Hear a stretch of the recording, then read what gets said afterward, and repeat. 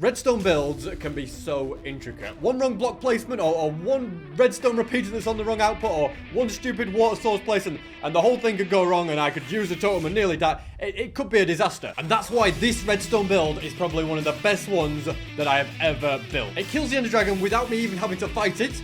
It gets me loads of XP, and I managed to build it within the first 1,000 days in the hardcore world. Now let's start building this in the end. This is going to be a massive build, but I'm looking forward to doing it. I do also have to hope that this farm doesn't really clash too much with my Wither Destroyer, but I'm sure it'll be fine. I'm going to start by placing a couple of blocks here, and then packed ice along this way, with pressure plates on top. We're going to need a daylight sensor right there, and then if we come across 1, 2, 3, 4... Oh, I'm going to have to...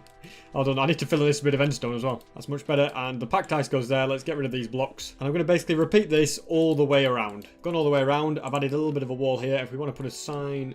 Okay, that's not quite right. Said it wants to be like that. Perfect. And then we're going to put another sign up there. And finally, a sign right there. And in theory, when I place water here...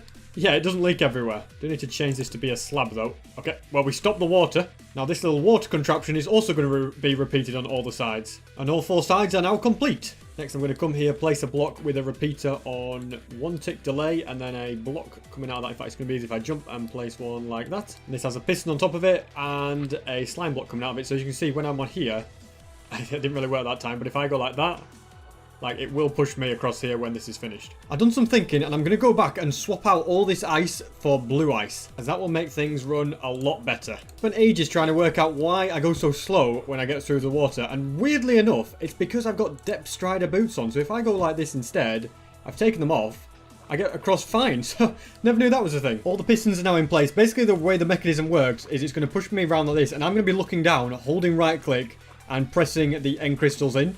And also, okay, I need to slightly fix this then.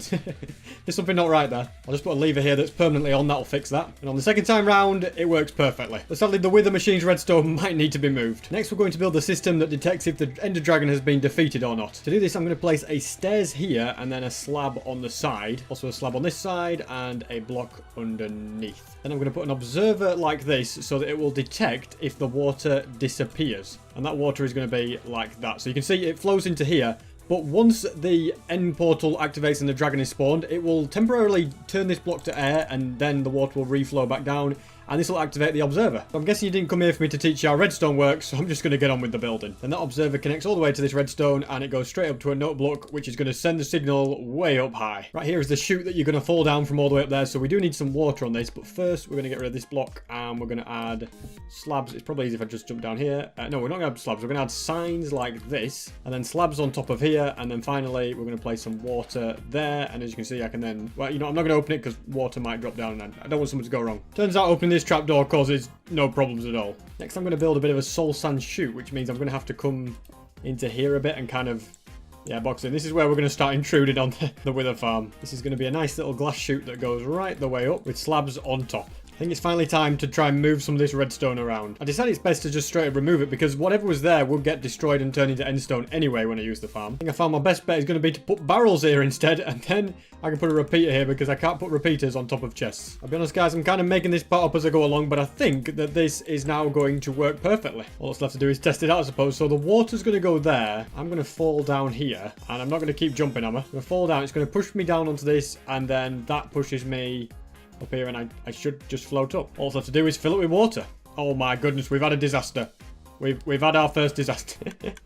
Oh no. This machine's now broken. Guess the rule is you can't have a dragon farm and a wither farm working at the same time. This feature is now complete. It brings me up here. I'm just gonna put some water like that flows to there. So then when I'm up here, I'll go to this piston and straight to here. This is so complicated, but at the same time, it's actually working. All I can do now is keep building this tube up until Y114. I've made it up here. I've got loads more redstone to do. I'm not going to make you watch it all. This part isn't very redstony though. I'm just going to put water there and fill this up using kelp. And that gives me a very nice little water elevator. And the soul sign can be moved back now. I hope I don't regret breaking this, but I'm going to go like that and then place that. Hopefully the water didn't mess anything up. I see water going into there. That's not good. It did mess it up, but this now works perfectly. All the redstone is complete. That's basically what's going to dispense some end crystals and push me back down. It's all done. Now I've got to fill in this area. And this is basically going to be a giant water collection system that will collect all the XP. Finally, this is done up here. I've put slabs all the way around the outside as well. All that's left to do is start adding water, and thankfully I can use infinite water sources to do that. Now I can build up 7 blocks from here and place an obsidian on top of that. This is kind of going to stop the dragon going down too low. And now I've got to stack up another 60 blocks. And now I'm going to build a TNT duper. Normally I wouldn't do any duplicating glitches at all on this world, but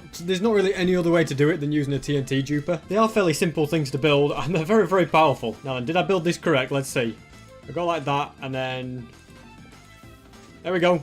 The TNT's going down. Although I built it in completely the wrong place. It's meant to be above that obsidian. Nothing that I can't quickly fix. I have fixed that TNT duper up there. It now lands on the obsidian. And I've also built the 4 TNT dupers that are at the 4 tallest towers. So these will destroy them. And they're all connected up using redstone. Next, I'm going to build a system that will detect when the final tower is ready. So I've got an observer block right here. And I'm going to use twisting vines. If I go right down here like this, very gracefully float. And we're going to put a twisting vine there. There we go. Build it up a little bit. A dispenser going into that. And this is where the bone meal comes in. This is going to be a hopper on top with a double chest here as well. That's going to go like that. Here's my bone meal box. Get that all filled up. And now all the bone meal that I own is in this chest here. I'm going to place an observer facing this way. And I need to head back home and get another observer. Before I do that, I also want to change this to be blue ice. Add a slab right here. Let's just get rid of these blocks. And right here, this needs to be a sign. There we go. Because the sticky piston otherwise will stick to it. This piston can go right here with the observer facing this way,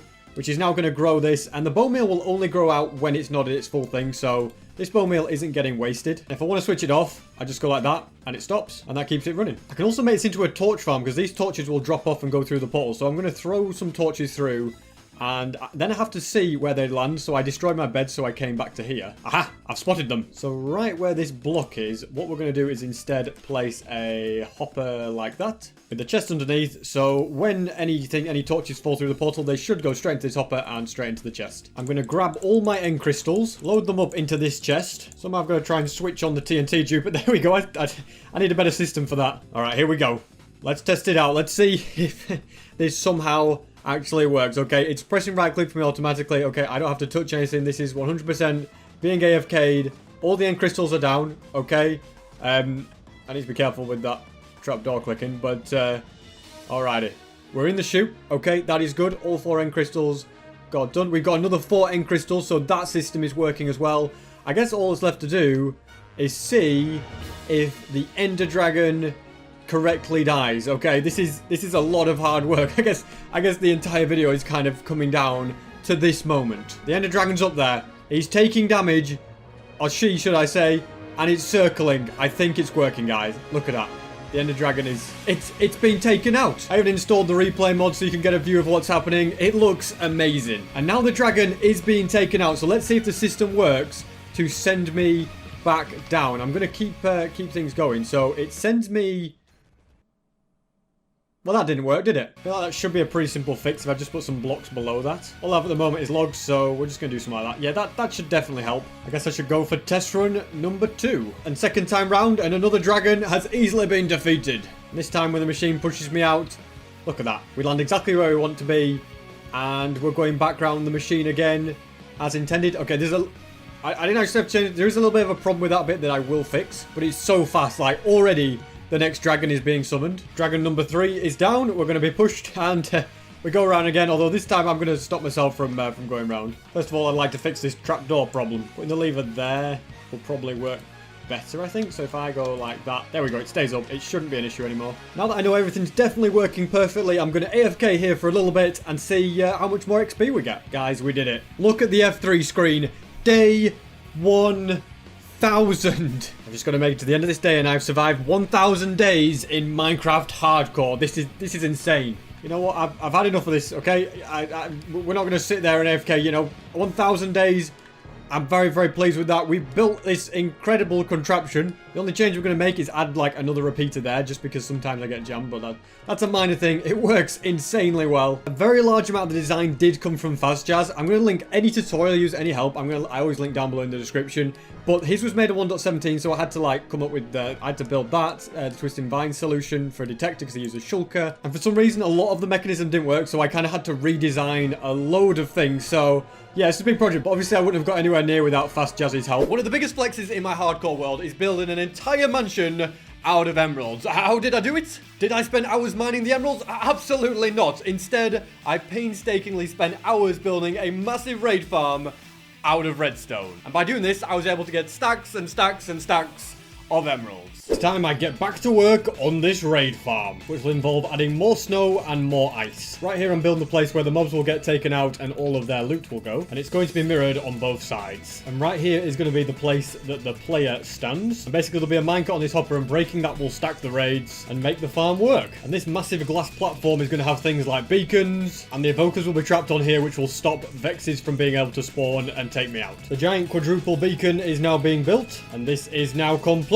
You know, something tells me I've not done this quite right. One level of iron blocks too many. And now it is complete. And I can get all of the effects that I need. And this will also need to be completely spawn-proofed with glass. And that includes the top of the beacons as well. And now it's time to build up the places where the mobs are going to be falling. This right here is the exact place that the player is going to stand, and that head is going to be for alignment. And this right here is where all the redstone will be that will push the pillagers downwards. I've now built this up as high as I want to right now, because next I'm going to be doing something that involves a bit of blowing up. Now this floating snow that's going to be up here is key to the farm, but I will need some end stone and an end crystal to do it. I brought plenty of end crystals, but I completely forgot about the end stone. So the floating snow is going to be all the way up here. So along here there's going to be sticky pistons, and then a bit of glass right here with the stairs on the side that's on fire. Redstone dust on top of here with a lever at the end. End crystal right there. And if all this goes to plan, when I flick the lever, everything should blow up. And look at that, we've got a load of headless pistons. So then there needs to be a bunch of normal pistons underneath these headless ones, powered by blocks of redstone that have slime on top of them. I wish you guys would get lost. I'm trying to do something quite complicated right now. This is the last time you bother me. And this is where I need the most important thing, but I completely forgot it. The actual snow itself, which goes on top of the pistons. And I have to place all of the blocks that are going to be touching the snow now. Otherwise, the snow will get updated and stop floating if I was to do it afterwards. But now that it's all sorted, if I flick this lever, watch the pistons. Okay, they all detract and... yeah, well, that's floating snow. We fell straight through. So if I now carefully fly back up, all of this can be removed. Just need to make sure I don't touch the glass or these quartz bricks. And that is mission accomplished. Well, it will be mission accomplished, but I've got to do the exact same thing on this side. And to keep the floating snow on this side safe from the end crystal that's going to explode, I'm going to make a really big obsidian wall so that, you know, nothing can get through. At least in theory, nothing should be able to get through. I'm hoping this will be enough because I need one piece of obsidian left. Now it's just rinse and repeat on this side. It's actually quite difficult to tell if all of this is in the way or not. I think it might be. Plan B is to do a little bit of mining. Oh no, it's not actually. No, you know what? That needs to... you know what? Let's just see what happens. I've never done this before, but honestly, what is the worst that could happen? So we extend them. Did it... well, let's see. Me snow as... it's completely gone. Oh, so some blocks did still manage to break. Not a problem. I will sort that out once I've done this side. There we go. Floating snow 2.0. Okay, yeah, well, you know it's floating when you fall through. Now to head to this ender chest, grab more obsidian, and this time I will truly make a wall that cannot be broken. Now, I'm pretty hopeful that take two... okay, I got that completely wrong. Hopefully that hasn't just scuppered it. That needs to be lit on fire. Then we're going to do that. Now... we push this. Yeah, something's definitely gone majorly wrong. Hopefully from here it doesn't hurt me too much. It's just going to blow everything up. Actually, it's not too bad. But disaster has struck again. One of them broke. Are you kidding me? Come to realise that a massive obsidian wall is not the most effective way to do this. So if I put a stairs there, light it on fire, end crystal here, flick that, and I've got a load of headless pistons. And if I just put obsidian here, that'll protect the headless pistons. And then I can do the same thing on this side. This side can be the first one to actually get floating snow as well. There we go. That is now done. Let's add the snow to this side and all of the blocks. Click the lever, break the redstone, and enjoy my 2 bits of floating snow. And now to get back to layering this up below it. And I've now built up all the way to the level of the floating snow, which means that there isn't that many levels left to go. And right here is where the portals will be that will get rid of the Ravagers. And that is this part of the farm more or less done. There will still be some building to do on the other side of the portals, of course, but so far it has been an absolutely monstrous project. Still got all the fun to come with adding the evokers, but first I'm going to build the portals in the nether. And quickly before I forget, I do also need to remember to fill these 10 dispensers with water buckets. And I'm also going to go ahead and grab all of these shulker boxes of lava. There's one here, 2 more right here. Right here is the place for the portal. Let's see if it connects. Yep, it has connected perfectly. So now I'm going to nip back to my house, grab loads more blocks, and build a massive lava room to deal with the many, many ravagers that will be coming through this portal.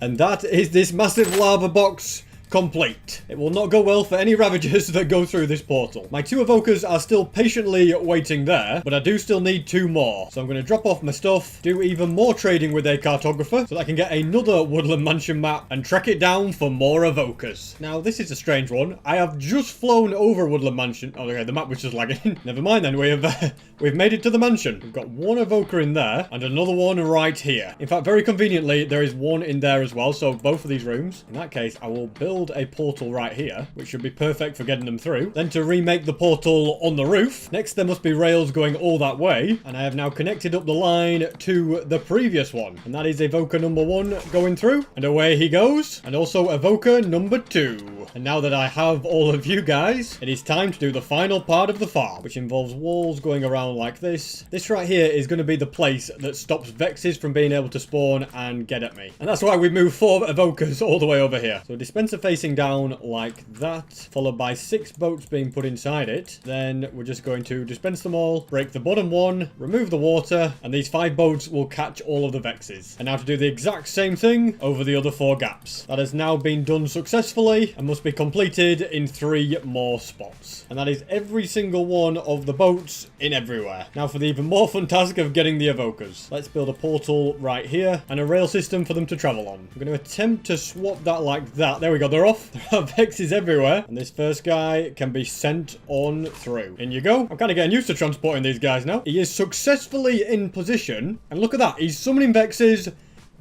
It's no use, they're just going in the boats. So that means I can set things up for evoker number 2. And in goes evoker number 2, as well as the 3rd one, and finally the 4th. Okay, not finally the 4th. I misaligned it. Did I really have to fall right at the last hurdle? Go on, you get in there. That's it. He's not quite perfectly in the center, but it seems that none of his Vexes can escape. Now, the very final thing to be done, grab a few pumpkins, and then spawn in some golems so that the evokers will be distracted. Don't go after him. Don't go... What are you doing? I'm going to be honest, mate. At this point, you're a lost cause. I know you're just trying to do your job, but you're going to have to go. Takes 2, and this time he should fall straight in. And now, as you can see, he is going for the golem. So when I'm stood here, he doesn't care about me. Okay, wait, is he looking at me now? No. Oh, there you go. Doesn't care about me. Now to add another one right here. One here. And finally one here. As long as I don't go too near the golems, they won't be able to take any damage. Let's gather up all of the shulker boxes. Remove this portal. And then to add minecarts to this dispenser. And I probably want to mend my armor before I test this farm. Just in case anything was to go wrong and I needed the armor. I really don't want this to break because it's very difficult to get. Everything is now repaired. Let's turn off the mob switch. Take out a pillager captain. And test out the farm. So I just stand right here and keep breaking the minecart. As you can see, all the raiders are falling and being taken out around me. Now I'm going to stop breaking the minecart, and these mobs will just happily chill here and you know, there'll be no problem. Because to set up the storage system, you need like 29 stacks of every item. You can see from that already, we got loads and loads of stuff. But now I will add a few chests along with hoppers and run the farm even more so that I can get loads more items to go in those chests. I also might have made another mistake. Yeah, there's a hopper under here and it's taking all the items and then putting them in here. Sometimes my stupidity really knows no boundaries. Pretty sure I've now fixed all the problems and everything is back to how it should be. Any items that float along here will go into these chests. So now let's get serious and run the farm for a bit. Well, quite a bit of time has passed. I'm just going to leave all those guys in there so I can carry on the machine later. And as you can see, I have got so many emeralds and plenty of glowstone and redstone in here. Now, in order to finish this sorting system, each of these individual rows of item sorters needs to be filled with 29 stacks of items. So hopefully I have enough emeralds to do that on a few of them. It's like I have to break into all of these emeralds to do it. I've sort of done it on this one, but because the hoppers are going into chests right now, I'd need to move all that first. So I'll just carry on filling them up from here. There's going to be 15 ones for emeralds, but whether or not I'll have enough for this remains to be seen. And unfortunately, I have used up all my emeralds, so I'll spend a little bit more time using the farm. And with these extra emeralds, I can fill up more hoppers. I'm getting very close to doing them all. I'll just keep going a little bit more. And that is all of the emeralds that I need successfully added. And with these spare ones, I can head back home and finally fix the floor of my house. Bedrock is one of the very few limitations in Minecraft. And now that there is a way to break bedrock, but Who would be crazy enough to spend hours and hours and hours on a redstone machine that does it for you? Well, of course, the answer is me, guys. So if you enjoy the effort that goes into all these videos and these projects I do,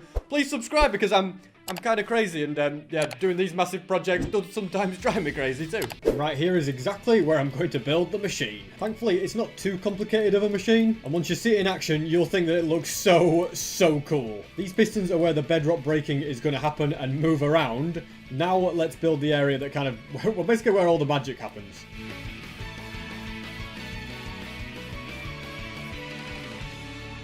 There we are. This side is complete. Took a little bit longer than I expected it to. Now to add all of the redstone on this side, and thankfully it's not quite as complex as that one. This side is also finished. It was also a bit of a nightmare, and all that's left me to do now is add loads and loads of pistons with loads and loads of slabs on top. And whilst I still will need to add a lot more pistons and a lot more slabs, I can actually add in those as the machine is running. I think we test this out. So to start it, I just open up this gate here, and as you can see, everything begins moving. And this TNT is blowing up, and as you can see, it is breaking the heads of the pistons. So you get something that looks like this. Very strange on both sides. And you can see the pistons from up here will be placed along here, which is why we need so many of them. So that's what the TNT is kind of doing. And pistons are also getting broken. So yeah, you can see this middle layer has actually broken the bedrock already. So I'm going to try and pick up as many of these pistons as I can, and that's how I'll make sure I don't run out of pistons. Now I wait for the machine to go back along there, and it's placing all of these slabs along as well, which I believe it has taken from that roof. And now more TNT is falling, and more bedrock is being